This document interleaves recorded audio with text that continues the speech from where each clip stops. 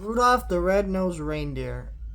Invincible Season 2 is on break, so I thought I'd throw some Christmas movies in my schedule. Because I like to tie in movies related to holidays, Halloween, stuff like that. But it gets hard because there's so much new stuff coming out that I've literally, in some cases, been posting 2 videos a day. And I already post 14 videos a week, counting this channel and my second channel. 7 videos, one for both channels a week, so that's 14 videos, because I have to post a video on each channel. It's fucking crazy. I enjoy it, and I managed to make it work, but still, it gets crazy sometimes. Anyways, you're not here for me to talk about that. You're here me to talk about Rudolph. So this is the one out of all these that I was kind of like, do I really want to revisit it? Because a few years ago, I actually tried to revisit Rudolph, because as I mentioned before, my experience with these specials is I grew up watching these with my grandma.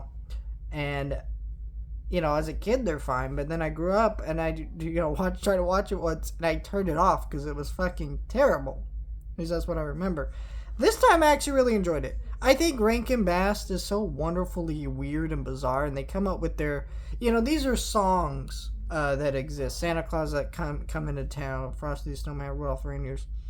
These are all songs that existed long before these specials. And people don't realize that. But when you remember that, and then you see the way that they twist the lore to their very own unique thing, it's kind of incredible. There's no Bumble in the fucking Rudolph song, but they make this weird, delightful looking creature that's, well, animated for, the kind of budget and TV special this is. They do that, and they got a fucking elf that wants to be a dentist. It's weird and bizarre, but yet you don't really question it while you're watching it. It's kind of fun. Now we kind of question it because we're a lot more cynical. But when these came out, we didn't really question the stuff. It's just kind of the thing. And to be honest, like, I still don't really question it while watching it.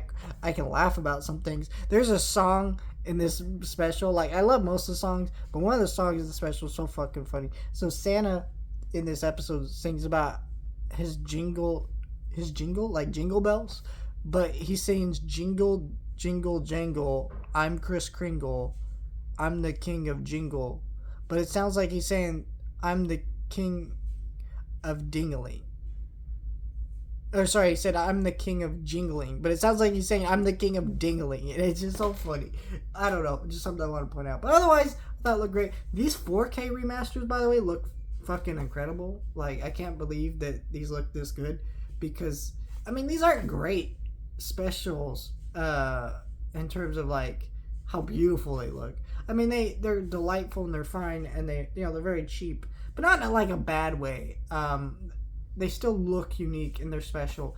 And it's kind of like Hanna-Barbera. Yeah, the animation was cheap and kind of lazy back in the day. But if you actually, if you grew up watching that stuff and you kind of understand it a little bit, you can kind of just ignore that because it's this whole unique thing that's not like anything else. Now it's nostalgic and kind of retro and people like it. So I don't know. It's kind of its own thing. It's kind of weird how some things like that you could maybe objectively say is bad, but in a way are so wholly unique in their own thing that they go beyond being bad and warp around back to being good.